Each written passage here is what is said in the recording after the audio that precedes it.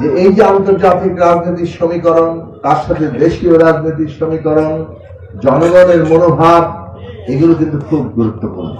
শেখ হাসিনা কিংবা এই ফ্যাসিস্টরাও পালিয়ে যেতে বাধ্য হয়। জনগণ যখন জেগে ওঠে তখন কোন স্বৈরাচারীও শেষ পর্যন্ত থাকতে পারে না।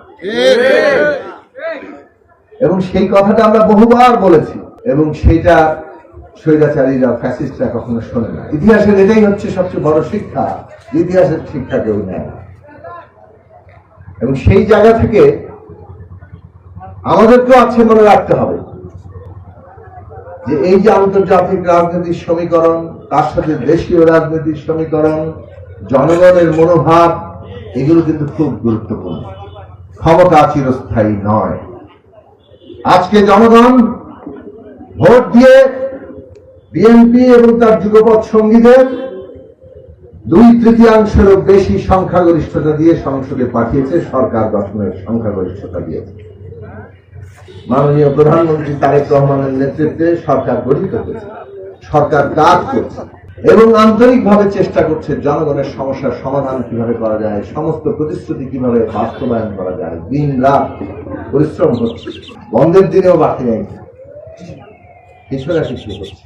প্রায় 7 দিনই সরকার কাজ করে। 24/7 বলে একটা কথা আছে না, 24 ঘন্টা 7 দিন পুরো মাস বলা চলে, প্রায় এইটা ধরে কাজ করা। সেটা বোঝার চেষ্টা করা দরকার। আমি এর আগের দিনও আপনাদের সাথে আমার যতটুকু বুঝাতে এটা বলার চেষ্টা করেছি যে এটা একটা রাজনৈতিক সরকার, আমরা একটা রাজনৈতিক পরিবর্তন ঘটিয়েছি এবং রাজনৈতিক ভাবেই বাংলাদেশকে এগিয়ে নিয়ে যেতে হবে। এবং সেইটার ক্ষেত্রে বাহনটা যদি রাজনৈতিক দল সেটা যদি ঠিকঠাক না থাকে তাহলে এই পরিবর্তন কঠিন হয়ে পড়বে। মানে একজন ব্যক্তি, একজন নেতৃত্ব যিনি দিচ্ছেন, তার যত আন্তরিকতা থাকুক, যদি তার চিন্তা, কাজ, পরিশ্রম এটাকে বাস্তব রূপ দেওয়ার জন্য একেবারে তলা পর্যন্ত মানুষ সক্রিয় না হয়, তাহলে উনি যেখানে কাজ করবেন চলে যাওয়ার সাথে সাথে কিন্তু এই কাজ থেমে যাবে।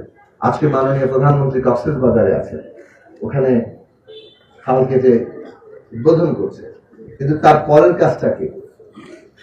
তার খালের কাজটা দেখাশোনা করা, খালটা ঠিক মতো কাটা হলো কিনা, 5 বছরে 20,000 কিলোমিটারের বেশি খাল কাটা হবে। এবং এর সাথে বাংলাদেশের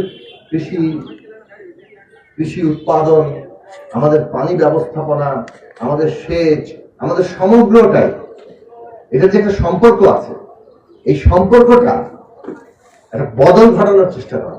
এই বদলটা ঘটাতে গেলে সব মানুষের যদি নজরদারি, অংশগ্রহণ এবং একটা মানে সামষ্টিক স্বার্থ, মানে আমাদের কমন স্বার্থ যেটা, এইটা সম্পর্কে উপলব্ধি না থাকে, বলে না যে একটা এটা আমাদের এজমালি সম্পদ।